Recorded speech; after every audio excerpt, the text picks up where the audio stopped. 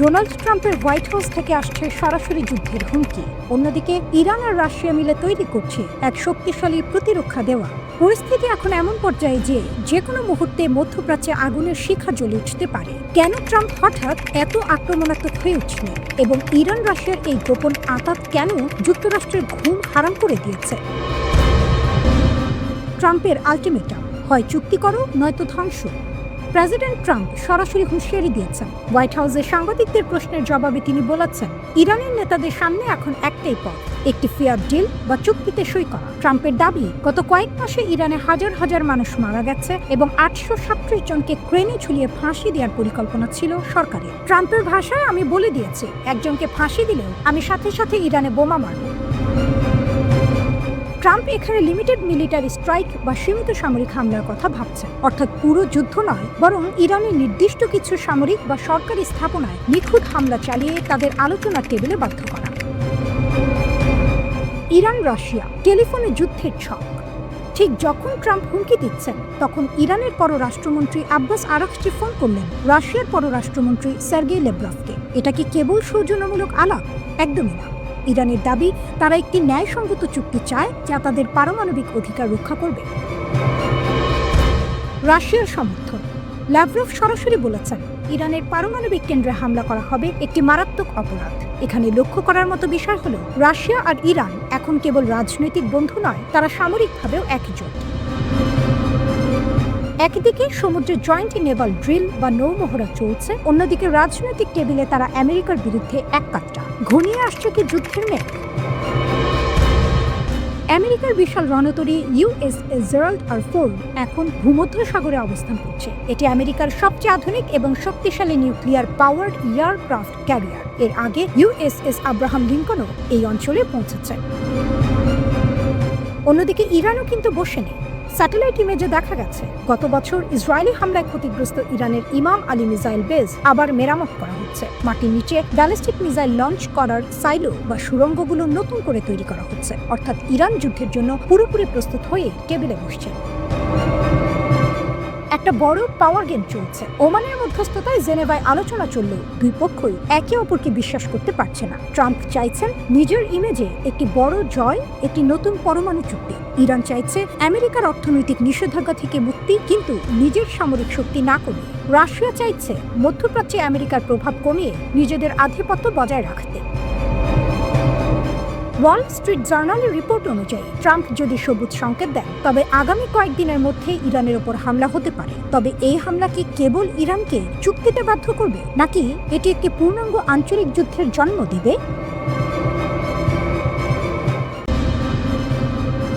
Iran যুক্তরাষ্ট্র সংঘর্ষের নতুন উত্তাপ। ইরানের আকাশে ছিল এক অদ্ভুত নীরবতা। রাতের অন্ধকারে মাত্র 2টি বিমান দেখা গেছে আকাশে, এবং উঠছে শুধু মাহান ইয়ারের 2টি ফ্লাইট। পুরো দেশের বাকি বাণিজ্যিক ট্রাফিক জমে রইল। বিশেষজ্ঞরা বলছেন, এটি অস্বাভাবিক নয়, কারণ আঞ্চলিক উত্তেজনার কারণে বিমান চলাচল প্রায় বন্ধ। এই 2 ফ্লাইট এসেছে দক্ষিণ চীনের গুয়াংঝু এবং সেনজেন থেকে। লক্ষ্য সরাসরি তেহরান। মাহানিয়ারকে আগে থেকেই মার্কিন যুক্তরাষ্ট্র সন্দেহ করছে। তারা অভিযোগ করে, এই বিমান সংস্থা ইরানের ইসলামিক রিভলিউশনারি গার্ডসকে অস্ত্র, সরঞ্জাম এবং অর্থ পাঠানোর কাজে যুক্ত।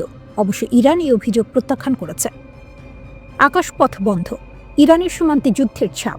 এই 2 ঘন্টা বিশেষ অনুমতি ছাড়া কেউ উঠতে পারল না। সাধারণ যাত্রী, বাণিজ্যিক বিমান সবাই থেমে গেল। এ যেন আকাশে একটা অদৃশ্য যুদ্ধের ইঙ্গিত। কারণ সাম্প্রতিক সময়ে ইরানের বিমান চলাচল বারবার ব্যাহত হয়েছে। আন্তর্জাতিক নিষেধাজ্ঞা, সেনা সংঘাত, নিরাপত্তা সতর্কতা সবই যেন বিমানগুলোকে দূরে সরিয়ে রাখে। চীনও এবার মাঠে নেমেছে, কিন্তু ছায়া খেলোয়াড়ের মতো। গত অক্টোবর থেকে চীন নীরবে সাহায্য করেছে ইরানের ব্যালিস্টিক মিসাইল প্রোগ্রামে।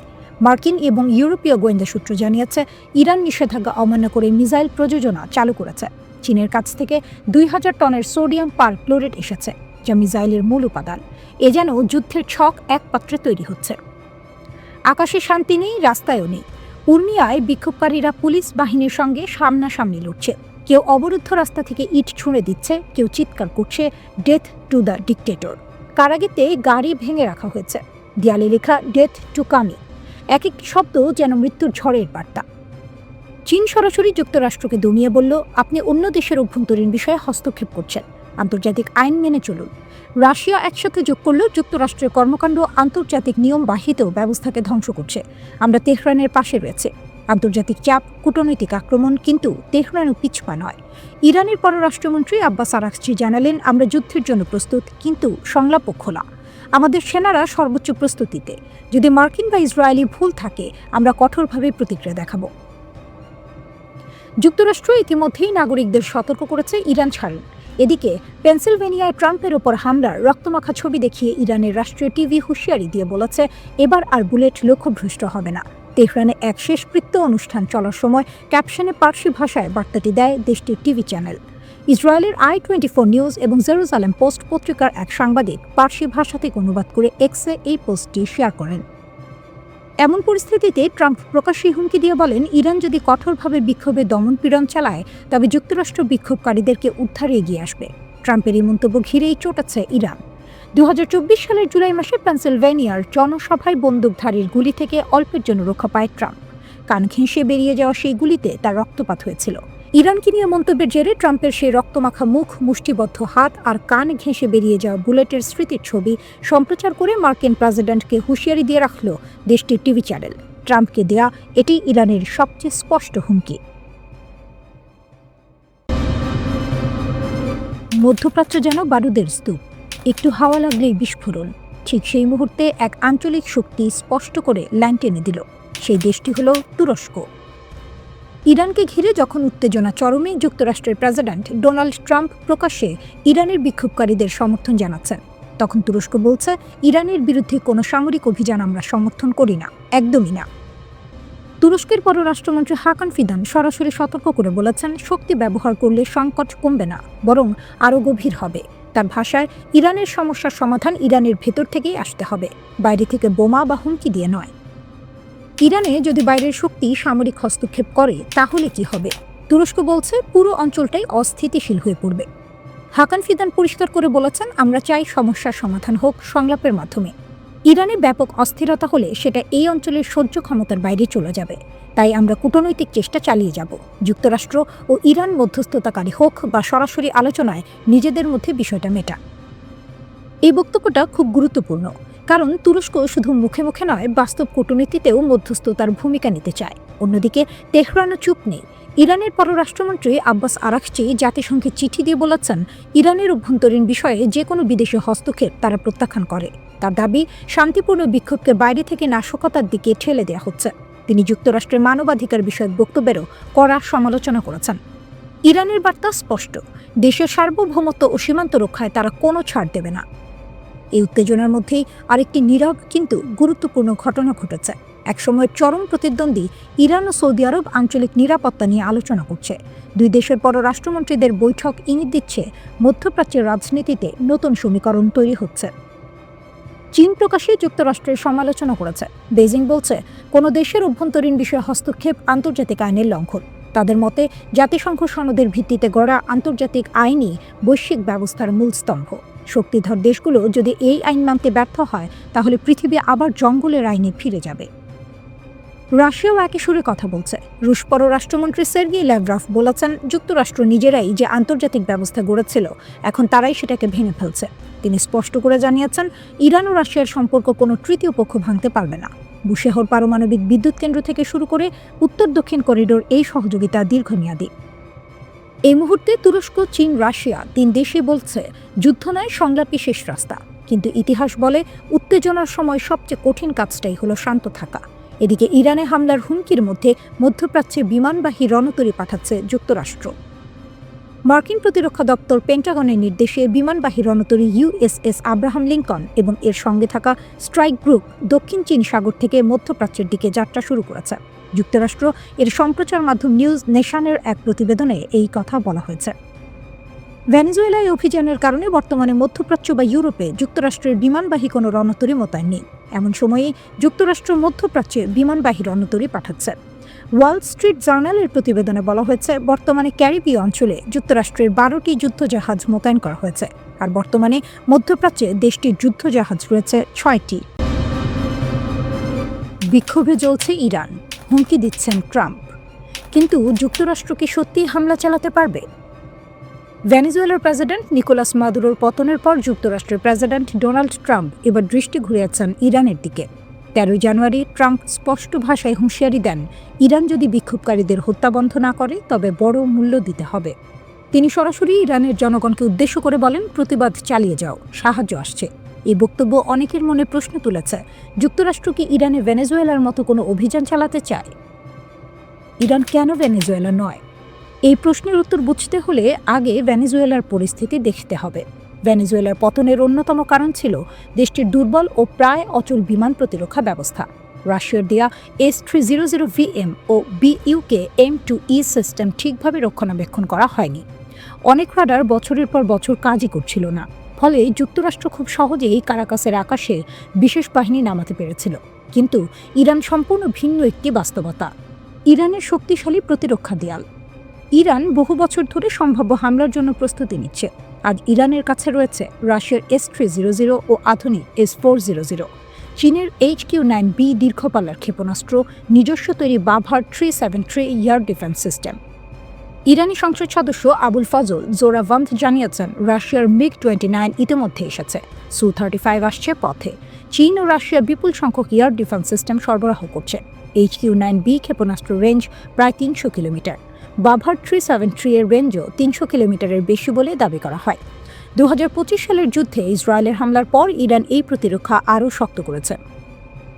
ক্ষেপণাস্ত্র শক্তি ইরানের সবচেয়ে বড় হাতিয়ার। ইরানের কাছে প্রায় 2000 ব্যালিস্টিক ক্ষেপণাস্ত্র রয়েছে বলে ধারণা করা হয়। অনেক ক্ষেপণাস্ত্র ঘাঁটি পাহাড়ের গভীরে লুকানো, যেগুলো ধ্বংস করা প্রায় অসম্ভব। ইরানের রিভলিউশনারি গার্ড বলছে, তারা এখন যে কোনো যুদ্ধের জন্য সর্বোচ্চ প্রস্তুত। যুক্তরাষ্ট্রের সীমাবদ্ধতা। 2025 সালের মতো পরিস্থিতি এখন নেই। এই মুহূর্তে উপসাগরে কোনো মার্কিন এয়ারক্রাফট ক্যারিয়ার নেই। USS গার্ল্যান্ড আর-4 পাঠানো হয়েছে ক্যারিবিয়ানে। USS নিমেটস রয়েছে নিজ দেশে। ইরানে হামলা চালাতে হলে যুক্তরাষ্ট্রকে কাতার, বাহরাইন, সৌদি আরব, সংযুক্ত আরব আমিরাত বা ইরাকের ঘাঁটির ওপর নির্ভর করতে হবে। কিন্তু ইরান আগেই সতর্ক করে দিয়েছে, এই দেশগুলোর ঘাঁটিও হামলার লক্ষ্য হবে। এই অঞ্চলে যুক্তরাষ্ট্রের প্রায় 40,000 সেনা রয়েছে। যে কোনো হামলায় তারা বড় ঝুঁকিতে পড়বে। B-2 বোমারু বিমান দিয়ে দূর থেকে হামলা সম্ভব হলেও তা অতিরিক্ত ধ্বংসাত্মক এবং রাজনৈতিকভাবে বিপজ্জনক। সবচেয়ে গুরুত্বপূর্ণ বিষয়, ট্রাম্প স্পষ্ট করে বলেছেন, মাটিতে সেনা নামানো হবে না। খামেনিকে হত্যা বা আটক কতটা বাস্তব? ভেনেজুয়েলার মতো করে ইরানের সর্বোচ্চ নেতা আয়াতুল্লাহ আলী খামেনিকে আটক করা প্রায় অসম্ভব। ইরান ভৌগোলিকভাবে বিশাল, দেশটি বহু স্তরের প্রতিরক্ষার ভেতরে আবদ্ধ। খামেনিকে হত্যা করা তুলনামূলক সহজ হতে পারে, কিন্তু সেটি ভয়াবহ যুদ্ধ ডেকে আনবে। এমনকি ইরান আগেই উত্তরসূরি পরিকল্পনা তৈরি করে রেখেছে। ট্রাম্প প্রকাশ্যে কঠোর কথা বলছেন, হুমকি দিচ্ছেন, ইরানের জনগণকে সাহস দিচ্ছেন, কিন্তু বাস্তবে যুক্তরাষ্ট্রের বিকল্প খুব সীমিত। ইরানের শক্তিশালী প্রতিরক্ষা, চীন রাশিয়ার সমর্থন এবং মধ্যপ্রাচ্যে যুদ্ধ ছড়িয়ে পড়ার ভয়, সব মিলিয়ে ওয়াশিংটনের সামনে রাস্তা খুবই সংকীর্ণ। হুমকি দেওয়া সহজ, কিন্তু ইরানে হামলা চালানো তা অনেক বেশি কঠিন। শক্তি, জেদ, অটলতা। ইরানের রাষ্ট্র টেলিভিশনে সম্প্রচারিত ছবি দেখাচ্ছে, ইসলামী বিপ্লবী গার্ড কোরের স্থলবাহিনী স্থিরভাবে দাঁড়িয়ে আছে। শুধুমাত্র তেহরানের রাস্তা নয়, পুরো বিশ্বের দিকে একটি স্পষ্ট বার্তা, আমরা প্রস্তুত। এটি কোনো সাধারণ অনুষ্ঠান নয়, এটি ইরানের উত্তরের সীমান্তে সেনা শক্তির প্রদর্শনী। এ সময় যুক্তরাষ্ট্রের সাধারণ হুমকি কিছুটা নীরব। সৌদি আরব সহ উপসাগরীয় দেশগুলো প্রেসিডেন্ট ট্রাম্পকে আহ্বান জানিয়েছে, এখন আক্রমণ বন্ধ করুন, ইরানকে একটি সুযোগ দিন। কিন্তু তেহরান অপেক্ষা করছে না। IRGC এর উপস্থিতি কেবল প্রতীকী নয়, এটি একটি কৌশলগত বার্তা। আমাদের প্রতিরক্ষা অটল, শৃঙ্খলিত এবং সর্বদা প্রস্তুত। চাপ, নিষেধাজ্ঞা এবং অভ্যন্তরীণ আন্দোলনের পরেও ইরান শক্তি প্রদর্শন করছে। দূরদৃষ্টি কৌশলে কূটনীতি কিছু সময় কিনছে। মাঠে ইরান প্রতিটি সম্ভাব্য পরিস্থিতির জন্য প্রস্তুত। ইরানকে বাধ্য করা যাবে না, ইরানকে বিচ্ছিন্ন করা যাবে না। চাপের মুখে তেহরান পিছপা হব না। ওয়াশিংটন পরিকল্পনা পুনর্মূল্যায়ন করছে, উপসাগরীয় রাজধানীগুলো সতর্ক করছে, আর তেহরান রাজনৈতিক, সামরিক ও মানসিকভাবে প্রস্তুত। আমরা আপনাদের অবিলম্বে প্রত্যাহার করতে বলছি, এক পা এগোতে দেবেন না। যদি আমরা সত্যিই শুরু করি, শান্তি আলোচনা হবে না। 50 বছরের ক্ষতি, ধৈর্য, সভ্যতা সব অগ্রাহ্য করা হয়েছে। যদি আমরা আবার সেই পবিত্র প্রতিরক্ষা যুগে ফিরে যাই, সমস্যা এড়ানো যাবে না। এখনই থামুন, ফিরে যান। ইরান একটি বিচক্ষণ ও মহৎ জাতি, যুদ্ধ চাই না, কিন্তু প্রয়োজন হলে আমরা কাজ শেষ করব। সৌদি আরব, সংযুক্ত আরব আমিরাত, বাহরাইন, কাতার, তুরস্ক, ইরাকের সঙ্গে সম্পর্ক রাখব, কিন্তু এ অঞ্চলে কোনো মার্কিন ঘাঁটি নিরাপদ থাকবে না। ট্রাম্প যত এগোবেন পরিস্থিতি তত খারাপ হবে। এই সময় যুক্তরাষ্ট্র মধ্যপ্রাচ্যে বিমান বাহিনী পাঠাচ্ছে। ট্রাম্পের আক্রমণ ঘড়ির কাঁটায়। ইউএসএস আব্রাহাম লিঙ্কন এগোচ্ছে। মধ্যপ্রাচ্যে এক নতুন ভূমিকম্প আসতে চলেছে। একটি ভুল পদক্ষেপ বিশ্বযুদ্ধের মতো পরিস্থিতি তৈরি করতে পারে। যুক্তরাষ্ট্রের সামরিক শক্তি প্রদর্শিত হচ্ছে। কমপক্ষে একটি এয়ারক্রাফট ক্যারিয়ার স্ট্রাইক গ্রুপ উপসাগরে পাঠানো হয়েছে। প্রতিবাদ ভেঙে পড়া তেহরানকে লক্ষ্য করে হামলা পরিকল্পিত। 6টি স্ট্র্যাটো ট্যাঙ্কার সৌদি আরবের দিকে যাচ্ছিল। একই সময়ে কাতারের আল উদেদ বিমান ঘাঁটি থেকে কিছু মার্কিন কর্মী সরানো হচ্ছে। এটি ছিল গত বছরের প্রতিশোধের মতোই সম্ভাব্য লক্ষ্য। ইরান বারবার সতর্ক করেছে যে কোনো মার্কিন হস্তক্ষেপ উপসাগরের ঘাঁটিতে হামলা করবে। এক ভুল হিসাব পুরো অঞ্চলকে যুদ্ধের দিকে ঠেলে দিতে পারে। প্রেস সেক্রেটারি কারেন লেভিট বললেন, ট্রাম্প পরিস্থিতি ঘনিষ্ঠভাবে পর্যবেক্ষণ করছেন। 800 জনের জীবন বাঁচানো হয়েছে। তিনি সব বিকল্প উন্মুক্ত রেখেছেন। ট্রাম্পও নিজেই জানিয়েছেন, নিষ্পত্তি নিশ্চিত নয়, পরিস্থিতি চলমান, আমরা দেখব। পাশাপাশি সৌদি আরব, কাতার এবং ওমান যুক্তরাষ্ট্রকে সতর্ক করছে। আক্রমণ পুরো অঞ্চলকে অস্থির করতে পারে। আল উদেদ ঘাঁটির সতর্কতা স্তর কমেছে। বিমান এবং কর্মীরা ধীরে ধীরে ফিরে আসছে। এই আন্দোলন ইরানের নেতৃত্বের জন্য সবচেয়ে বড় চ্যালেঞ্জ। অর্থনৈতিক অসন্তোষ থেকে শুরু হওয়া প্রতিবাদ দেশের সর্বত্র ছড়িয়ে পড়ে। ইরান বলছে, বাইরে থেকে প্রভাবিত করা হয়েছে ট্রাম্পকে যুদ্ধের ফাঁদে ফেলার জন্য। সিনেটর লিন্ডসে গ্রাহাম বলছেন, ট্রাম্প এখনও শক্তিশালী পদক্ষেপের জন্য প্রস্তুত। ইরানের বিপ্লবী গার্ডের জেনারেল মোহসিন রেজাই এক ভয়ঙ্কর হুমকি দিয়েছেন। তিনি সরাসরি মার্কিন প্রেসিডেন্ট ডোনাল্ড ট্রাম্পকে লক্ষ্য করে বলেছেন, ট্রাম্প বলেছেন তার হাত পিস্তলের ট্রিগারে, আমরা তার হাত এবং আঙুল কেটে ফেলব। প্রকাশ্যে তিনি এই হুমকি দিয়েছেন। জেনারেল রেজাই আরও বলেন, যদি যুক্তরাষ্ট্র হামলা চালায়, ইরান তখন পর্যন্ত কোনো যুদ্ধবিরতি মেনে নেবে না যতক্ষণ না তার লক্ষ্য পূর্ণ হয়। তিনি স্পষ্ট করে বলেন, যদি যুদ্ধ এগোতে থাকে, যুদ্ধবিরতি নিয়ে কোনো আলোচনা হবে না। ট্রাম্পকে সতর্ক করে তিনি যোগ করেছেন, আমরা যা সংযম এবং কৌশল দেখেছি, আপনি তো উপেক্ষা করছেন। এখনই থামুন, পিছিয়ে যান, না হলে মধ্যপ্রাচ্যে আপনার কোনো ঘাঁটি নিরাপদ থাকবে না। এই হুমকির পর কিছুটা শিথিল হয়েছে উত্তেজনা। মধ্যপ্রাচ্যের উপসাগরীয় দেশগুলো সৌদি আরব, কাতার এবং ওমান যুক্তরাষ্ট্রের প্রেসিডেন্ট ট্রাম্পকে শান্ত থাকার পরামর্শ দিয়েছে। পাকিস্তানে নিযুক্ত ইরানের রাষ্ট্রদূত জানিয়েছেন, ট্রাম্প নিজে ইরানকে বলেছেন যে তার কোনো হামলার পরিকল্পনা নেই। তবে ইরান সরকার এই আশ্বাস পুরোপুরি বিশ্বাস করছে না, কারণ গত বছরের পারমাণবিক আলোচনা চলাকালীন যুক্তরাষ্ট্র ও ইসরায়েল ইরানে হামলা চালিয়েছিল। ইরান ইসরায়েলের নেতাদের মধ্যে যোগাযোগেও দেখা দিয়েছে নতুন পর্ব। রাশিয়ার প্রেসিডেন্ট ভ্লাদিমির পুতিন জানুয়ারিতে ইসরায়েলের প্রধানমন্ত্রী বেনিয়ামিন নেতানিয়াহু ও ইরানের প্রেসিডেন্ট মাসুদ পেজেশকিয়ানের সঙ্গে ফোনে কথা বলেছেন। ক্রেমলিন জানিয়েছে, পুতিন মধ্যপ্রাচ্যে সামরিক সংঘাতের আশঙ্কা দেখে উত্তেজনা কমানোর জন্য মধ্যস্থতার প্রস্তাব দিয়েছেন। ক্রেমলিনের মুখপাত্র দিমিত্রি পেসকভ বলেন, এই অঞ্চলের পরিস্থিতি অত্যন্ত সংকটাপন্ন। প্রেসিডেন্ট পুতিন উত্তেজনা হ্রাসে মধ্যস্থতার প্রচেষ্টা চালাচ্ছেন। ফোন কলে পুতিন ইরান এবং ইসরায়েলের মধ্যে কৌশলগত অংশীদারিত্ব আরও শক্তিশালী করার প্রতিশ্রুতি দিয়েছেন। অন্যদিকে ইরানের প্রেসিডেন্টের দপ্তর জানিয়েছে, পেজেশকিয়ান রাশিয়ার জন্য জাতিসংঘে ইরানের সমর্থনের প্রশংসা করেছেন। ইরান রাশিয়ার একজন কৌশলগত অংশীদার হিসেবে বিবেচিত, তাই যে কোনো সংঘাত যা ইরানের প্রো মস্কো নেতৃত্বকে হুমকির মুখে ফেলতে পারে তার বিষয়ে রাশিয়া সতর্ক। এই ফোন কল রাশিয়ার প্রথম প্রকাশ্য মন্তব্য ছিল, যা ইরানের সরকারের সঙ্গে মস্কোর সরাসরি সংযোগ প্রকাশ করে। রাশিয়া ইসরায়েলের সঙ্গে সুসম্পর্ক বজায় রাখার চেষ্টা করছে, যদিও 2023 সালের গাজার ঘটনায় ইসরায়েলের কর্মকাণ্ড নিয়ে রাশিয়ার সমালোচনা সম্পর্ককে কিছুটা জটিল করেছে। পুতিনের সঙ্গে নেতানিয়াহুর ফোন কলে ক্রেমলিন জানিয়েছে, মধ্যস্থতার প্রচেষ্টা চালিয়ে যাওয়ার জন্য রাশিয়া প্রস্তুত, তবে এখন পর্যন্ত কোনো নির্দিষ্ট পদক্ষেপের বিস্তারিত প্রকাশ করা হয়নি। এই পরিস্থিতিতে মধ্যপ্রাচ্যের পরিস্থিতি ঝুঁকিপূর্ণ। সৌদি আরব, কাতার ও ওমান যুক্তরাষ্ট্রের প্রেসিডেন্টকে বোঝানোর চেষ্টা করছে যে ইরানের ওপর হামলা এই অঞ্চলে মারাত্মক প্রভাব ফেলতে পারে। অন্যদিকে ইরান ট্রাম্পকে সতর্ক করে বলছে, যদি যুক্তরাষ্ট্র এগোতে চায় তাহলে কোনো ঘাঁটি নিরাপদ থাকবে না।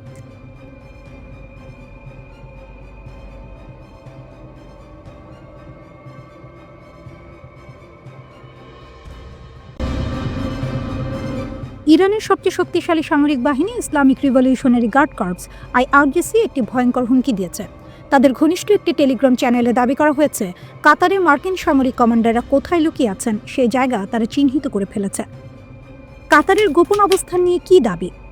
ওই পোস্টে বলা হয়, যুক্তরাষ্ট্রের সেন্টকম এর শীর্ষ কর্মকর্তারা কাতারের বিখ্যাত আল উদেইদ বিমান ঘাঁটি ছেড়ে গোপনে দোহা শহরের একটি বিলাসবহুল হোটেলে আশ্রয় নিয়েছেন। বার্তাটি ছিল স্পষ্ট এবং হুমকিমূলক, 5 তারকা হোটেলের দেয়ালও নিরাপত্তা দিতে পারবে না। এর মানে ইরান পরিষ্কার করে জানাতে চাইছে, আমেরিকান সেনারা যেখানে থাকুক তারা ইরানের নিশানার বাইরে নয়। আল উদেইদ এয়ারবেস কেন এত গুরুত্বপূর্ণ? কাতারের আল উদেইদ বিমান ঘাঁটি হচ্ছে মধ্যপ্রাচ্যে যুক্তরাষ্ট্রের সবচেয়ে বড় সামরিক ঘাঁটি। এখানে প্রায় 10,000 মার্কিন সেনা অবস্থান করে। এই ঘাঁটি থেকে পরিচালিত হয় পুরো মধ্যপ্রাচ্যের জন্য ইউএস সেন্ট্রাল কমান্ড, মার্কিন বিমান বাহিনীর আঞ্চলিক সদর দপ্তর, ব্রিটিশ রয়্যাল এয়ারফোর্সের গুরুত্বপূর্ণ ইউনিট। অর্থাৎ এই ঘাঁটি মানে আমেরিকার যুদ্ধের মস্তিষ্ক। হঠাৎ সেনা সরানোর কারণ কি? যুক্তরাষ্ট্র আল উদেইদ ঘাঁটি থেকে কিছু সেনা ও কর্মীকে সরিয়ে নেওয়ার নির্দেশ দেয়। সরকারিভাবে বলা হয়েছে এটি সতর্কতামূলক ব্যবস্থা।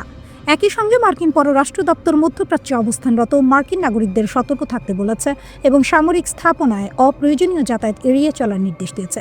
কারণ একটাই, ইরান সরাসরি হুঁশিয়ারি দিয়েছে, যদি আমেরিকা হামলা চালায় তাহলে মধ্যপ্রাচ্যের যেসব দেশে মার্কিন ঘাঁটি আছে সেগুলো সবই লক্ষ্যবস্তু হবে। ট্রাম্প কি পিছু হচ্ছেন? এই উত্তেজনার মধ্যেই মার্কিন প্রেসিডেন্ট ডোনাল্ড ট্রাম্প কিছুটা নরম সুরে কথা বলেছেন। তিনি দাবি করেন ইরান নাকি 800 রাজনৈতিক বন্দীর ফাঁসি বাতিল করেছে, আর সেটাকেই তিনি ইতিবাচক অগ্রগতি হিসেবে দেখছেন। এক সাংবাদিক প্রশ্ন করেছিলেন, আপনি তো ইরানি বিক্ষোভকারীদের রাস্তায় নামতে বলেছিলেন, সাহায্যের কথাও বলেছিলেন, সেই সাহায্য কি এখনও আসছে? ট্রাম্পের উত্তর ছিল, আমরা দেখব। তারা 800 জনকে ফাঁসি দেয়নি, এটা বড় ব্যাপার। এতে মনে হচ্ছে ট্রাম্প হয়তো এখনই হামলার সিদ্ধান্ত নিচ্ছেন না। কিন্তু যুক্তরাষ্ট্রের সামরিক প্রস্তুতি কি যুদ্ধের ইঙ্গিত? কথার বাইরে বাস্তব চিত্র একেবারেই ভিন্ন। যুক্তরাষ্ট্র ইতিমধ্যে একটি এয়ারক্রাফট ক্যারিয়ার স্ট্রাইক গ্রুপ মধ্যপ্রাচ্যে পাঠিয়েছে। ইউএসএস আব্রাহাম লিঙ্কন সহ একাধিক যুদ্ধজাহাজ রওনা দিয়েছে। অন্তত 6টি আকাশে জ্বালানি সরবরাহকারী বিমান সৌদি আরবের দিকে যাচ্ছে। এগুলো কোনো সাধারণ মহড়া নয়, এগুলো যুদ্ধের প্রাক প্রস্তুতি বলেই মনে করছেন বিশ্লেষকরা। ফক্স নিউজ জানিয়েছে, যদি ট্রাম্প হামলার অনুমতি দেন তাহলে তা আগের যে কোনো অভিযানের চেয়ে অনেক বেশি ভয়ঙ্কর হতে পারে।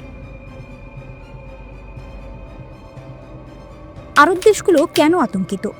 সবচেয়ে বড় বিষয় হলো যুক্তরাষ্ট্রের মিত্ররাই এখন হামলার বিরোধিতা করছে। সৌদি আরব, কাতার, ওমান সবাই ওয়াশিংটনকে বলছে পিছিয়ে যান, না হলে পুরো মধ্যপ্রাচ্য জ্বলে উঠবে। কারণ তারা জানে ইরান একা নয়, হামলা হলে প্রতিক্রিয়া আসবে বহু দিক থেকে। তাহলে যুদ্ধ কতটা কাছে? হোয়াইট হাউস বলছে সব খবরই অনুমানের ওপর ভিত্তি করে। তাদের বক্তব্য, ট্রাম্প ছাড়া কেউ জানে না তিনি কি করবেন। ইরান যেন একটি উত্তপ্ত আগ্নেয়গিরি, ভেতরে জমে আছে ক্ষোভ, অসন্তোষ আর রাগ। আর সেই আগুনে ঘি ঢালছে বিদেশি শক্তিগুলো, এমনটাই দাবি করছে ইরান সরকার। ইরানের সাম্প্রতিক যে আন্দোলন শুরু হয়েছে তা প্রথমে ছিল তুলনামূলক শান্তিপূর্ণ। মানুষ রাস্তায় নেমেছিল নিজেদের দাবি নিয়ে, কিন্তু সময় গড়ানোর সঙ্গে সঙ্গে সে আন্দোলন সহিংস রূপ নিতে শুরু করে। বিভিন্ন শহরে সরকারি ভবন, অবকাঠামো এবং নিরাপত্তা বাহিনীর ওপর হামলার ঘটনা ঘটে। ইরান সরকারের বক্তব্য পরিষ্কার, তাদের দাবি এই আন্দোলনকে কাজে লাগিয়ে দেশকে অস্থিতিশীল করার চেষ্টা করছে বিদেশি শত্রুরা, বিশেষ করে যুক্তরাষ্ট্র ও ইসরায়েল। ইরানের সর্বোচ্চ নেতা আয়াতুল্লাহ আলী খামেনি এই মুহূর্তে সবচেয়ে বড় চাপে আছেন। তিনি একজন কঠোর শাসক, এটা সত্য। তার শাসন ব্যবস্থায় ব্যক্তিকেন্দ্রিক ক্ষমতার প্রভাব প্রবল, কিন্তু একই সঙ্গে তিনি অভিজ্ঞ ও লড়াকু রাজনীতিবিদও। ইরানের বিপ্লব, যুদ্ধ, নিষেধাজ্ঞা সব ঝড় পেরিয়েই তিনি এখানে পৌঁছেছেন। এখন পুরো জনস্রোতের বিপরীতে দাঁড়িয়ে একাই লড়াই করছেন খামেনি। এই অবস্থায় বিক্ষোভ নিয়ন্ত্রণে নামানো হয়েছে বিশেষ নিরাপত্তা অভিযান। ইরানের আইনশৃঙ্খলা বাহিনী ফারাজা দাবি করেছে, দক্ষিণাঞ্চলীয় বন্দর নগরী বুশেহর থেকে প্রায় 600টি অস্ত্র উদ্ধার করা হয়েছে। এই অস্ত্রগুলো নাকি পাচার করা হচ্ছিল রাজধানী তেহরানে। ফারাজার মতে, যদি এসব অস্ত্র তেহরানে পৌঁছাতো তাহলে বড় ধরনের নগরযুদ্ধ এবং ভয়াবহ প্রাণহানি ঘটতে পারত। এই অভিযানে অন্তত 2 জন সন্ত্রাসীকে গ্রেপ্তার করা হয়েছে বলেও জানানো হয়। একই সঙ্গে ইরানের গোয়েন্দা সংস্থাগুলো আরও একটি গুরুতর দাবি করেছে। তারা বলছে একটি সশস্ত্র সন্ত্রাসী চক্রকে শনাক্ত ও ভেঙে দেওয়া হয়েছে, যারা সাধারণ মানুষ ও নিরাপত্তা বাহিনীর সদস্যদের হত্যা করার পরিকল্পনা করছিল। আধা সরকারি সংবাদ সংস্থা তাসনিম জানিয়েছে, এই চক্রটি নাকি ইসরায়েলের গোয়েন্দা সংস্থা মোসাদ দ্বারা প্রশিক্ষিত ছিল। তাদের নগরযুদ্ধের বিশেষ প্রশিক্ষণ দেওয়া হয়েছিল। ইরানি গণমাধ্যমের দাবি অনুযায়ী এই সন্ত্রাসীরা সাম্প্রতিক বিক্ষোভকে ঢাল হিসেবে ব্যবহার করে রাজধানীর বিভিন্ন এলাকায় সশস্ত্র হামলা চালায়। তাদের হাতে ছিল AK-47 রাইফেল, শর্টগান এবং অন্যান্য আগ্নেয়াস্ত্র। নিরাপত্তা বাহিনীর প্রকাশিত ছবিতে দেখা যায় সন্ত্রাসীরা একে অপরের সঙ্গে যোগাযোগের জন্য স্যাটেলাইট ফোন ব্যবহার করছিল। ইরানের দাবি, এই অস্ত্র ও প্রযুক্তির মাধ্যমেই তারা সমন্বিত হামলা চালিয়ে পরিস্থিতি আরও ভয়াবহ করার চেষ্টা করেছিল। আরও গুরুতর অভিযোগ হলো এই চক্র নাকি সামরিক ও পুলিশ সদর দপ্তরে হামলা চালিয়ে সেখান থেকে অস্ত্র লুট করে এবং সেগুলো অন্য দাঙ্গাকারীদের মধ্যে বিতরণ করেছিল। উদ্দেশ্য ছিল একটাই, শহরের ভেতরে সহিংসতা নিয়ন্ত্রণের বাইরে নিয়ে যাওয়া। ইরান সরকার বরাবরই বলে আসছে এই অস্থিরতার পেছনে বিদেশি শক্তির হাত রয়েছে। তারা যুক্তরাষ্ট্র ও ইসরায়েলকে সরাসরি দায়ী করছে। এমনকি সাবেক মার্কিন পররাষ্ট্রমন্ত্রী মাইক পম্পেওর একটি সামাজিক যোগাযোগ মাধ্যমের পোস্টের কথাও তুলে ধরা হয়েছে, যেখানে ইরানের রাস্তায় বিক্ষোভকারীদের পাশে মোসাদ এজেন্টদের উপস্থিতির ইঙ্গিত দেওয়া হয়েছিল বলে দাবি করছে ইরানি পক্ষ। এছাড়াও ফার্সি ভাষায় প্রকাশিত কিছু অনলাইন বার্তায় বিক্ষোভকারীদের রাস্তায় নামার আহ্বান জানানো হয়েছিল, যেগুলো মোসাদের সঙ্গে যুক্ত বলে দাবি ইরানের। কাতারের সতর্ক বার্তা, যুক্তরাষ্ট্রকে মধ্যপ্রাচ্যে তার সবচেয়ে গুরুত্বপূর্ণ ঘাঁটি হারাতে যাচ্ছে। মধ্যপ্রাচ্যে যুক্তরাষ্ট্রের সামরিক উপস্থিতি নিয়ে নতুন করে বড় প্রশ্ন উঠে এসেছে। কাতার থেকে আসা একটি মন্তব্য এখন ওয়াশিংটনে আলোড়ন তুলছে। বার্তাটি খুব সরাসরি, আপনারা এখানে মালিক নন, আপনারা কেবল ভাড়াটে। এই মন্তব্যটি এসেছে কাতারের শাসক পরিবারের একজন প্রভাবশালী সদস্য খালিদ বিন জাসিম আল থানির কাছ থেকে। তিনি ইঙ্গিত দিয়েছেন, চাইলে কাতার যে কোনো সময় আল উদেদ বিমান ঘাঁটিতে যুক্তরাষ্ট্রের উপস্থিতি বন্ধ করে দিতে পারে। এই ঘাঁটিটি মধ্যপ্রাচ্যে যুক্তরাষ্ট্রের সামরিক শক্তি পরিচালনার মূল কেন্দ্র। আল উদেদ ঘাঁটি কেন এত গুরুত্বপূর্ণ? এই ঘাঁটি থেকেই মার্কিন সেন্ট্রাল কমান্ড পুরো মধ্যপ্রাচ্যের সামরিক কার্যক্রম পরিচালনা করে। ইরাক, সিরিয়া, আফগানিস্তান সব বড় অভিযানের পরিকল্পনা হয়েছে এখান থেকেই। অর্থাৎ এই ঘাঁটি ছাড়া যুক্তরাষ্ট্রের আঞ্চলিক প্রভাব বড়ভাবে দুর্বল হয়ে পড়বে। খালিদ আল থানির মন্তব্য ছিল আরও কঠিন। তিনি বলেন, কাতার যদি এই ঘাঁটি তুলে দেয় তাহলে কাতারের খুব বেশি ক্ষতি হবে না, কিন্তু যুক্তরাষ্ট্রের জন্য এটি হবে মধ্যপ্রাচ্যে একটি হাত কেটে ফেলার মতো। এই বক্তব্য আসলে যুক্তরাষ্ট্রকে মনে করিয়ে দেয় এই ঘাঁটির মালিক কাতার, আমেরিকা নয়। এখানে একটি গুরুত্বপূর্ণ বিষয় রয়েছে। আল উদেদ ঘাঁটির অবকাঠামো তৈরিতে কাতার নিজেই কয়েক বিলিয়ন ডলার বিনিয়োগ করেছে। অর্থাৎ কাতার আর্থিকভাবে এই ঘাঁটির ভার বহন করেছে, অথচ কূটনৈতিকভাবে বারবার সন্দেহের মুখে পড়েছে। যুক্তরাষ্ট্র কাতারকে একদিকে মেজর নন ন্যাটো অ্যালাই ঘোষণা করেছে, আবার অন্যদিকে হামাসের সঙ্গে সম্পর্কের অভিযোগের সমালোচনাও করেছে। অথচ গাজা যুদ্ধ, জিম্মি মুক্তি, ইরান পশ্চিম সংলাপ সহ সব ক্ষেত্রেই কাতার মধ্যস্থতাকারীদের ভূমিকা পালন করেছে। এই দ্বৈত আচরণ থেকেই কাতারের অসন্তোষ বাড়ছে। এই বক্তব্যের সময়টাও খুব গুরুত্বপূর্ণ। ঠিক তখনই যুক্তরাষ্ট্র ও যুক্তরাজ্য আল উদেদ ঘাঁটি থেকে অপ্রয়োজনীয় কর্মীদের সরিয়ে নেয়, কারণ ইরান যুক্তরাষ্ট্র উত্তেজনা দ্রুত বাড়ছিল। আল উদেদ ঘাঁটি ইরানের খুব কাছে অবস্থিত, ফলে যে কোনো সংঘাতে এটি সরাসরি লক্ষ্যবস্তু হতে পারে। এই প্রেক্ষাপটেই প্রশ্ন উঠছে, যুক্তরাষ্ট্রকে এবার মধ্যপ্রাচ্যে তার সামরিক উপস্থিতি নতুন করে ভাবতে বাধ্য হচ্ছে। কাতার কি এই ঘাঁটিকে কৌশলগত চাপ হিসেবে ব্যবহার করছে? সবচেয়ে গুরুত্বপূর্ণ, মুসলিম দেশগুলোর মধ্যে কি একটি বিরল ঐক্যের ইঙ্গিত দেখা যাচ্ছে? এদিকে ইরানকে ঘিরে যুদ্ধ প্রায় শুরু হয়েই থেমে গেছে। একসময় মনে হচ্ছিল যুক্তরাষ্ট্র যে কোনো মুহূর্তে ইরানে হামলা চালাবে, এমন খবরই দিয়েছিল রয়টার্স। কিন্তু শেষ মুহূর্তে প্রেসিডেন্ট ডোনাল্ড ট্রাম্প পিছু হটেন। ট্রাম্প বলেন, কোনো আরব দেশ বা ইসরায়েল তাকে থামায়নি, তিনি নিজেই সিদ্ধান্ত নিয়েছেন। কারণ হিসেবে তিনি জানান, ইরান নাকি 8 শতাধিক বন্দী বিক্ষোভকারীর ফাঁসি স্থগিত করেছে। কিন্তু ইরান এই ব্যাখ্যা মানেনি। দেশটির সর্বোচ্চ নেতা আয়াতুল্লাহ আলী খামেনি সরাসরি যুক্তরাষ্ট্রকে অভিযুক্ত করেন। তিনি বলেন, ইরানের ভেতরের অস্থিরতা কোনো স্বতঃস্ফূর্ত আন্দোলন নয়, এটি আমেরিকান ষড়যন্ত্র। খামেনির বক্তব্যে একটি বিষয় স্পষ্ট, তার মতে যুক্তরাষ্ট্রের লক্ষ্য কোনো নির্দিষ্ট প্রেসিডেন্ট নয়, বরং একটি স্থায়ী নীতি। ইরানের ভৌগোলিক অবস্থান, জনসংখ্যা এবং প্রযুক্তিগত অগ্রগতি যুক্তরাষ্ট্রের কাছে অগ্রহণযোগ্য। তিনি হুঁশিয়ারি দিয়ে বলেন, ইরান যুদ্ধ চায় না, কিন্তু যুদ্ধ চাপিয়ে দেওয়া হলে মধ্যপ্রাচ্যের কোনো দেশেই যুক্তরাষ্ট্রের ঘাঁটি নিরাপদ থাকবে না।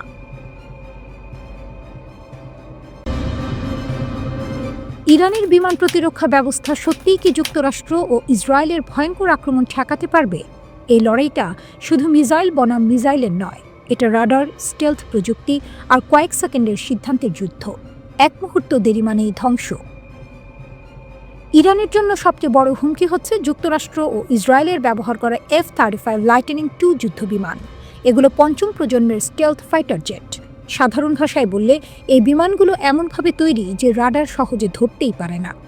শত্রু দেশের আকাশ সীমার ভেতরে অনেক দূর ঢুকে পড়ার পরেও অনেক সময় এগুলোর অস্তিত্ব ধরা পড়ে না।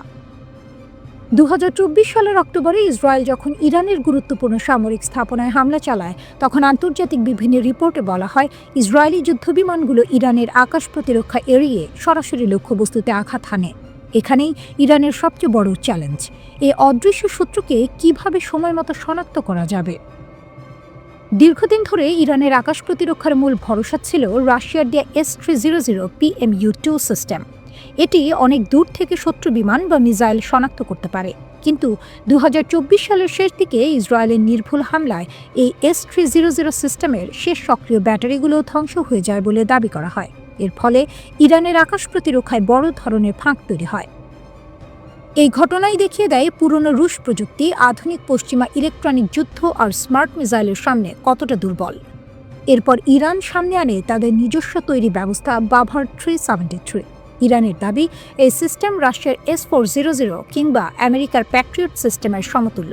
এতে ব্যবহার করা হয় সাইয়াদ 4B মিসাইল, যার পাল্লা নাকি 300 কিলোমিটারের বেশি এবং এটি অনেক উঁচুতে থাকা লক্ষ্যবস্তু ধ্বংস করতে পারে। ইরানি কর্মকর্তারা আরও দাবি করেন বাভার 373 স্টেলথ বিমানও শনাক্ত করতে পারে। তবে বাস্তব যুদ্ধে, বিশেষ করে পূর্ণমাত্রার সংঘর্ষে এই দাবি এখনও পরীক্ষিত নয়। তবুও বর্তমানে এই সিস্টেমে ইরানের আকাশ রক্ষার মূল ভরসা। লং রেঞ্জ সিস্টেমের পাশাপাশি আছে মাঝারি পাল্লার 15তম খোরতাদ প্রতিরক্ষা ব্যবস্থা। এটি একসাথে একাধিক লক্ষ্যবস্তুতে আঘাত হানতে পারে। এর রাডার প্রায় 150 কিলোমিটার দূর থেকে যুদ্ধবিমান ও ক্রুজ মিসাইল শনাক্ত করতে সক্ষম। সবচেয়ে বড় সুবিধা হলো এটি খুব দ্রুত অবস্থান বদলাতে পারে, ফলে শত্রুর জন্য এটিকে টার্গেট করা কঠিন হয়ে যায়। কিন্তু সমস্যা এখানেই শেষ নয়। আজকের যুদ্ধে শুধু ওপর দিয়ে আসা বিমান নয়, নিচু দিয়ে উড়ে আসা ক্রুজ মিসাইলও ভয়ঙ্কর হুমকি। এগুলো রাডার এড়িয়ে পাহাড়, ভবনের আড়াল ধরে এগোয়। এসব ঠেকাতে ইরান ব্যবহার করছে টর M1 এবং আজারাক নামের স্বল্প পাল্লার প্রতিরক্ষা ব্যবস্থা। কিন্তু যদি একসাথে অনেক মিসাইল ছোড়া হয়, তাহলে এই সিস্টেমগুলো চাপ সামলাতে ব্যর্থ হতে পারে। আরেকটি বড় দিক হলো আধুনিক যুদ্ধ শুধু অস্ত্রের নয়, চোখ অন্ধ করার যুদ্ধ। যুক্তরাষ্ট্র ও ইসরায়েলের রয়েছে অত্যাধুনিক ইলেকট্রনিক ওয়ারফেয়ার প্রযুক্তি, যা রাডার জ্যাম বা বিভ্রান্ত করতে পারে। ইরান এর জন্য অ্যান্টি জ্যামিং প্রযুক্তিতে বিনিয়োগ করেছে।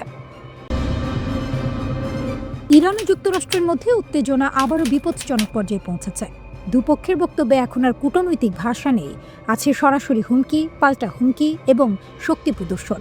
প্রশ্ন হচ্ছে, এই উত্তেজনা কি আবার যুদ্ধের দিকে গড়াচ্ছে?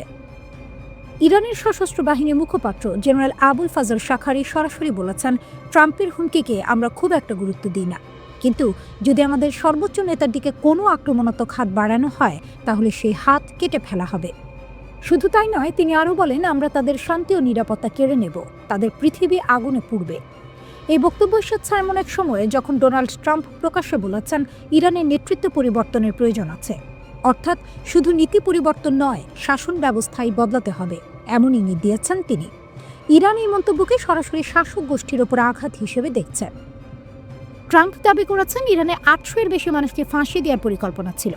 যুক্তরাষ্ট্র কড়া বার্তা দেওয়ার পর তেহরান সেই পরিকল্পনা থেকে সরে আসে।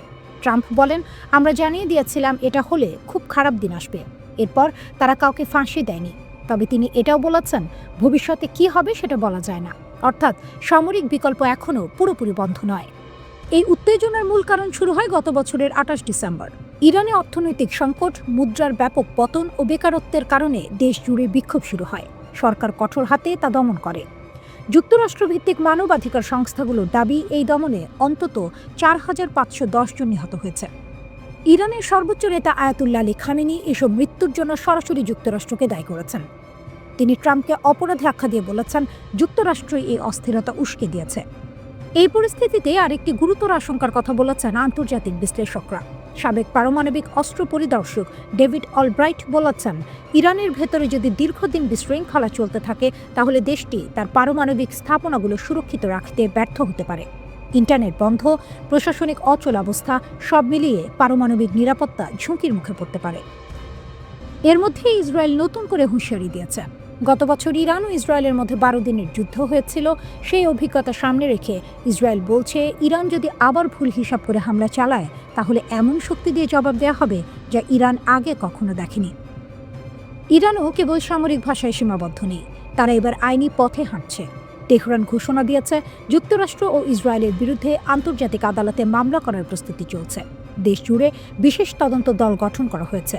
যুদ্ধকালীন ক্ষয়ক্ষতি, নিহতদের তথ্য, সাক্ষ্য সব সংগ্রহ করা হচ্ছে।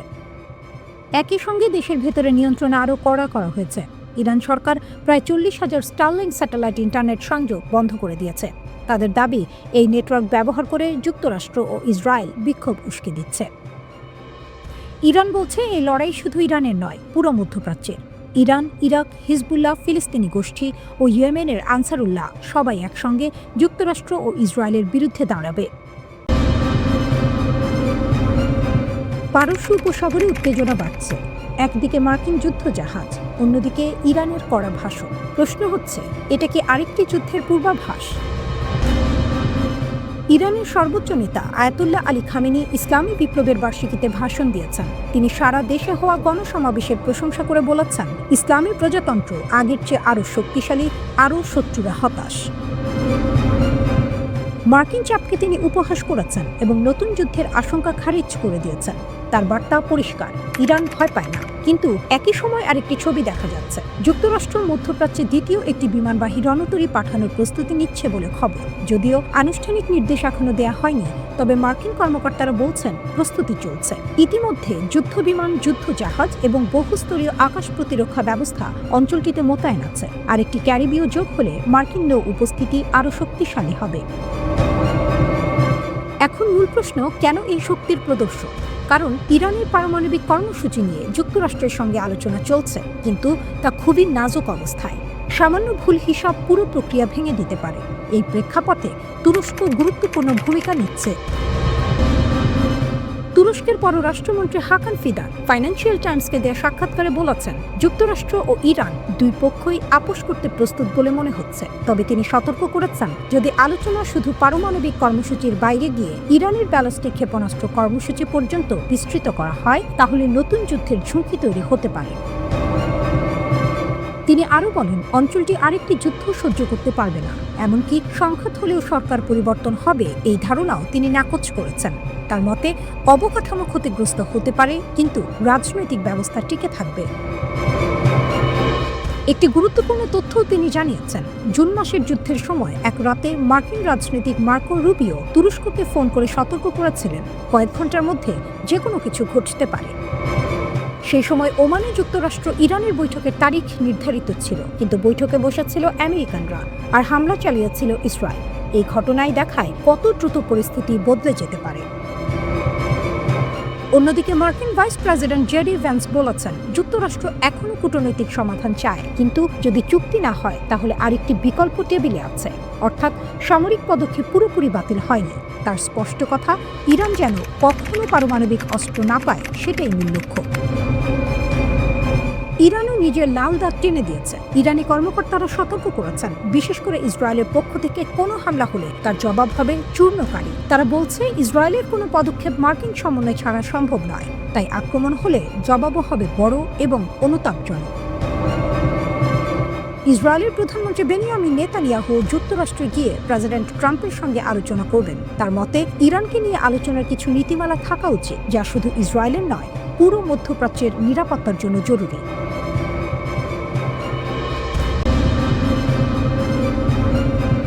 মধ্যপ্রাচ্যের মানচিত্র নীরবে বদলে যাচ্ছে, আর এই পরিবর্তনের কেন্দ্রে আছে একটি ছোট ঘাঁটি, আল তানফ।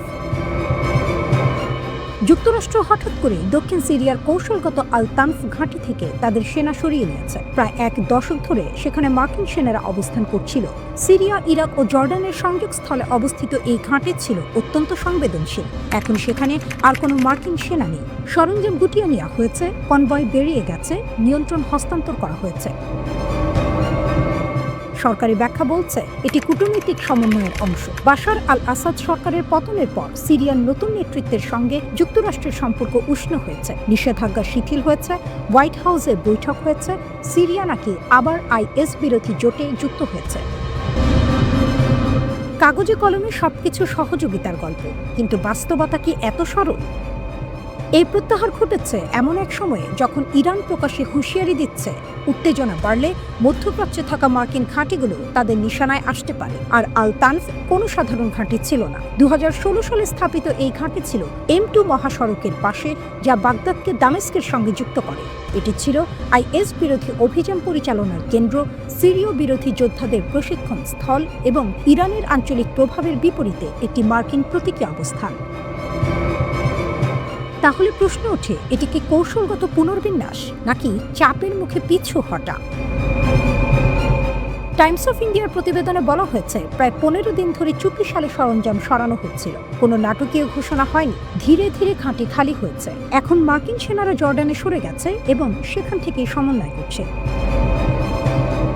এদিকে সিরিয়ার নতুন নেতৃত্ব একাধিক শক্তির ভারসাম্য সামলাচ্ছে। একদিকে ওয়াশিংটনের সঙ্গে আলোচনা, অন্যদিকে রাশিয়ার প্রেসিডেন্ট ভ্লাদিমির পুতিনের সঙ্গে বৈঠক। পাশাপাশি কুর্দি নেতৃত্বাধীন মার্কিন সমর্থিত বাহিনীকে সিরীয় সেনাবাহিনীতে অন্তর্ভুক্ত করার আলোচনা চলছে। একই সময়ে খবর এসেছে, হাজার হাজার আইএস বন্দীকে সিরিয়া থেকে ইরাকে স্থানান্তর করা হচ্ছে, অর্থাৎ নিরাপত্তা পরিস্থিতিও বদলাচ্ছে। এই প্রেক্ষাপটে ইরানের বক্তব্য আরও কড়া হয়েছে। ইরানের প্রেসিডেন্ট মাসুদ পেজেশকিয়ান ইসলামী বিপ্লবের 47তম বার্ষিকীতে হাজারো মানুষের সামনে বলেছেন, ইরান অতিরিক্ত দাবির কাছে মাথা নত করবে না। তিনি স্পষ্ট করেছেন, ইরানের পারমাণবিক কর্মসূচি নির্ধারিত কাঠামোর বাইরে আলোচনার বিষয় নয়। ক্ষেপণাস্ত্র কর্মসূচি বা আঞ্চলিক জোট নিয়ে আলোচনা তারা মানবে না। তিনি আরও বলেছেন, ইরান পারমাণবিক অস্ত্র চায় না এবং যে কোনো যাচাই প্রক্রিয়ার জন্য প্রস্তুত, কিন্তু যুক্তরাষ্ট্র যেন শর্ত চাপিয়ে দিতে না চায়। তার ভাষায়, যুক্তরাষ্ট্র শর্ত চাপিয়ে দিতে পারবে না। একই সঙ্গে তিনি বলেছেন, ইরান শান্তি চায়, প্রতিবেশীদের সঙ্গে সংলাপে আগ্রহী, তবে আগ্রাসন হলে জবাবও দেয়া হবে। এখানে একটি গুরুত্বপূর্ণ বিষয় হলো, গত 1 বছরে উত্তেজনা অনেক বেড়েছে। যুক্তরাষ্ট্র ইরানের পারমাণবিক স্থাপনায় হামলা চালিয়েছে, পাল্টা হুমকিও এসেছে। এখন আবার আলোচনা শুরু হয়েছে, কিন্তু সেই আলোচনা দাঁড়িয়ে আছে সূক্ষ্ম ভারসাম্যের উপর। একদিকে মার্কিন ঘাঁটি খালি হচ্ছে, অন্যদিকে মার্কিন সামরিক সম্পদ এখনো অঞ্চলে সক্রিয়। ইরানও বার্তা দিচ্ছে তারা আলোচনায় প্রস্তুত, তবে চাপে নতি স্বীকার করবে না। তাহলে আসল প্রশ্ন কি? আল তানফ থেকে সরে আসা কি বড় সংঘাত এড়ানোর চেষ্টা, নাকি এটি বৃহত্তর কৌশলগত পুনর্বিন্যাস, যেখানে যুক্তরাষ্ট্র দৃশ্যমান উপস্থিতি কমিয়ে প্রভাব বজায় রাখতে চায়?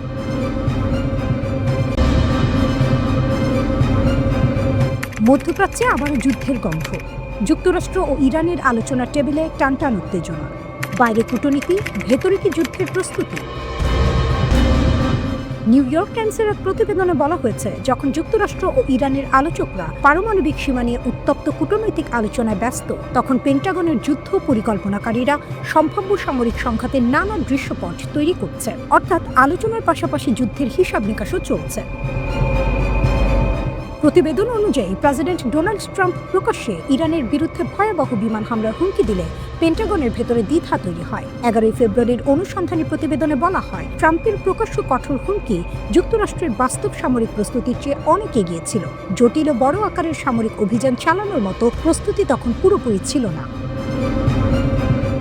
সেই সময় মধ্যপ্রাচ্যের বিভিন্ন ঘাঁটিতে ছড়িয়ে থাকা প্রায় 40,000 মার্কিন সেনা প্রয়োজনীয় বহুস্তর প্রতিরক্ষা ক্ষেপণাস্ত্র ও প্রতিরক্ষা ব্যবস্থার ঘাটতিতে ভুগছিল। ট্রাম্প যে বড় ধরনের আঘাত হানার কথা বলছিলেন, তা কার্যকর করতে যে উন্নত যুদ্ধ বিমান দরকার, সেগুলো তখন উপসাগরীয় অঞ্চলের কাছাকাছি অবস্থান করছিল না। জ্যেষ্ঠ জাতীয় নিরাপত্তা কর্মকর্তারা ট্রাম্পকে দ্রুত সামরিক পদক্ষেপ না নিতে পরামর্শ দেন। তারা বলেন, বিভিন্ন ক্ষেত্রে বাহিনীকে প্রস্তুত হতে সময় দিতে হবে। তারা স্পষ্টভাবে সতর্ক করেন, পেন্টাগনের আরও সময় দরকার আক্রমণ ও প্রতিরক্ষা দুই ধরনের সক্ষমতা শক্তিশালী করতে। এখন পরিস্থিতি বদলাচ্ছে। শক্তিশালী USS Abraham Lincoln career strike group এখন ইরানের গুরুত্বপূর্ণ পারমাণবিক ও ক্ষেপণাস্ত্র অবকাঠামোর আঘাতের পরিসরে অবস্থান করছে। খবর অনুযায়ী, ইরানি নজরদারি ড্রোন এই বিশাল যুদ্ধ জাহাজ বহরকে অনুসরণ করছে। এমনকি একটি ড্রোনকে সেখানে অবস্থানরত F-35 স্টেলথ যুদ্ধ বিমান গুলি করে ভূপাতিত করেছে। যুক্তরাষ্ট্রকে এখন হামলার ট্রিগার টানতে প্রস্তুত। বাইরে কূটনীতি চলছে, কিন্তু পেন্টাগন এই সময়টিকে ব্যবহার করছে বড় ধরনের হামলা সক্ষমতা গড়ে তুলতে। এখন যুক্তরাষ্ট্রের সম্ভাব্য হামলার পরিকল্পনায় রয়েছে ইরানের সুরক্ষিত ইউরেনিয়াম সমৃদ্ধকরণ কেন্দ্র এবং বিস্তৃত ব্যালিস্টিক ক্ষেপণাস্ত্র উৎপাদন স্থাপনায় নির্ভুল আঘাত। এছাড়া যুক্তরাষ্ট্রের সামরিক বাহিনী বিশেষ বাহিনীর এলিট কমান্ডো মোতায়েনের বিষয়টিও বিবেচনা করছে। লক্ষ্য হতে পারে ইরানের গুরুত্বপূর্ণ সামরিক নেতৃত্ব ও নির্দিষ্ট স্থাপনা, অর্থাৎ শুধু আকাশ হামলা নয়, স্থল অভিযানের কথাও ভাবা হচ্ছে। নিউ ইয়র্ক টাইমস জানায়, যুক্তরাষ্ট্র 8টি উন্নত গাইডেড মিসাইল ডেস্ট্রয়ার ও আক্রমণাত্মক সাবমেরিন মোতায়েন করেছে। এগুলো শত শত টমাহক ভূমি আক্রমণ ক্রুজ ক্ষেপণাস্ত্রে সজ্জিত। ট্রাম্প নিজেই পরমাণু শক্তিচালিত USS Gerald R Ford super ক্যারিয়ারকে মধ্যপ্রাচ্যে পাঠানোর নির্দেশ দিয়েছেন, যা ইউএসএস আব্রাহাম লিঙ্কনের সঙ্গে যুক্ত হয়েছে। পেন্টাগনের কর্মকর্তারা নিশ্চিত করেছেন, এই অতিরিক্ত বিমানবাহী শক্তি দীর্ঘমেয়াদী উচ্চমাত্রার বিমান অভিযান চালাতে নমনীয় বিকল্প দেবে। যদি নির্দেশ আসে, তাহলে টানা আকাশ আধিপত্য বজায় রাখা সম্ভব হবে। তবে যুক্তরাষ্ট্র শুধু আক্রমণের প্রস্তুতি নিচ্ছে না, প্রতিরক্ষাও জোরদার করছে। তারা আশঙ্কা করছে, ইরান একই যুগে মধ্যপ্রাচ্যের 11টি ঝুঁকিপূর্ণ মার্কিন ঘাঁটিতে হামলা চালাতে পারে। তাই ইরাক, বাহরাইন, কুয়েত, জর্ডান ও কাতারে প্যাট্রিয়ট ও থার্ড ক্ষেপণাস্ত্র প্রতিরক্ষা ব্যবস্থা দ্রুত পুনর্বিন্যাস করা হয়েছে। যুক্তরাষ্ট্রের বিমান বাহিনী 1 ডজনের বেশি অতিরিক্ত F-15E স্ট্রাইক ঈগল যুদ্ধ বিমান পাঠিয়েছে। একই সঙ্গে যুক্তরাষ্ট্রের ভেতরে থাকা B-2 স্পিরিট স্টেলথ বোমারু বিমান এবং অন্যান্য দূরপাল্লার কৌশলগত বোমারু বিমানকে উচ্চ সতর্কতায় রাখা হয়েছে।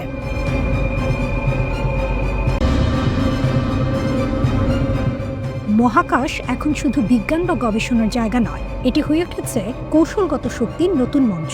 ঠিক এমন সময়েই ইরান তাদের মহাকাশ কর্মসূচিতে বড় অগ্রগতির ঘোষণা দিল। আর সেই ঘোষণা এসেছে স্টার্লিং বিতর্কের নতুন খবর প্রকাশের মাত্র কয়েকদিনের মাথায়।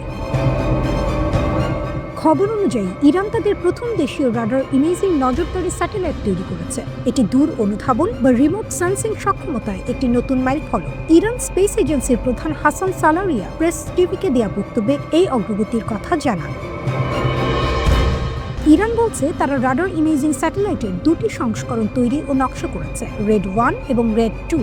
রেড 1 স্যাটেলাইটে ব্যবহার করা হবে সিনথেটিক অ্যাপারচার রাডার, যা প্রতি পিক্সেলে 50 মিটারের চেয়েও বেশি নির্ভুলতায় উচ্চ রেজলিউশনের ছবি তুলতে পারবে।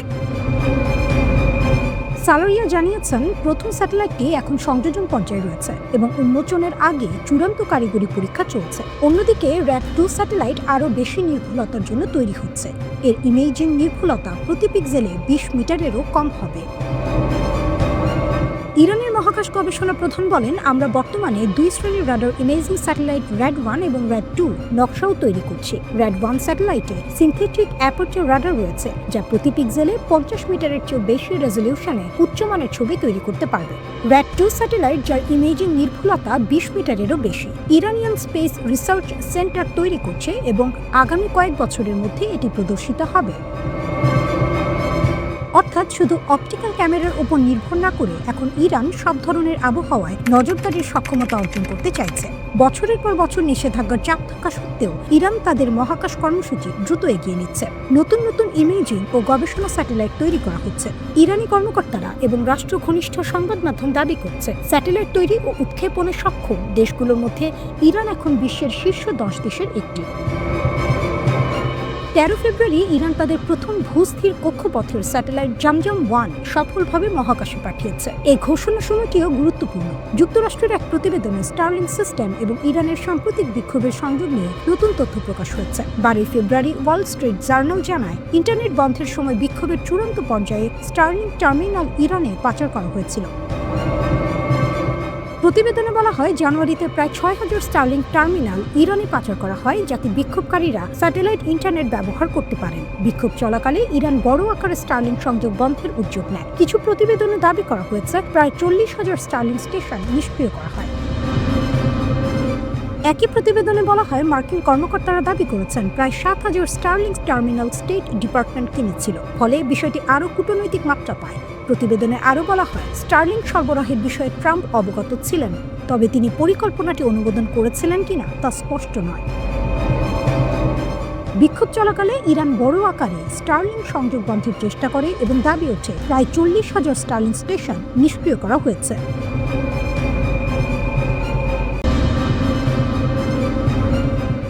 যুক্তরাষ্ট্র কি ইরানের সঙ্গে দীর্ঘমেয়াদী যুদ্ধের প্রস্তুতি নিচ্ছে, নাকি এটি শুধুই শক্তি প্রদর্শন? নতুন স্যাটেলাইট ছবিগুলো সেই প্রশ্নকেই আবার সামনে এনেছে। চীনা বাণিজ্যিক স্যাটেলাইট ছবি দেখিয়েছে কাতারের আল উদেদ বিমান ঘাঁটিতে মার্কিন বিমান বাহিনীর KC-135 আকাশে জ্বালানি সরবরাহকারী ট্যাঙ্কার বিমানের উপস্থিতি বেড়েছে। মিলিটারি ওয়াচ ম্যাগাজিনের ওয়েবসাইট দাবি করেছে 15 জুন থেকে যুক্তরাষ্ট্র আটলান্টিক পেরিয়ে ব্যাপক হারে KC-135 ও KC-46 ট্যাঙ্কার মোতায়েন করেছে। তাদের মতে আল উদেদ ঘাঁটিতে ট্যাঙ্কারের সংখ্যা বাড়া আসলে ইউরোপ ও মধ্যপ্রাচ্যে আকাশে জ্বালানি সরবরাহ সক্ষমতার বড় পুনর্বিন্যাসের অংশ। প্রতিবেদন বলছে নতুন KC-46 কর্মসূচিতে বড় ধরনের প্রযুক্তিগত সমস্যার কারণে যুক্তরাষ্ট্র এখনও পুরনো KC-135 ট্যাঙ্কারের ওপরই বেশি নির্ভর করছে। KC-46-এ রিমোট ভিশন সিস্টেমের ত্রুটি, রিফুয়েলিং বুমের সমস্যা এবং জ্বালানি লিকের ইতিহাস রয়েছে। এসব কারণে অতীতে ক্রয় প্রক্রিয়া স্থগিত করতে হয়েছে।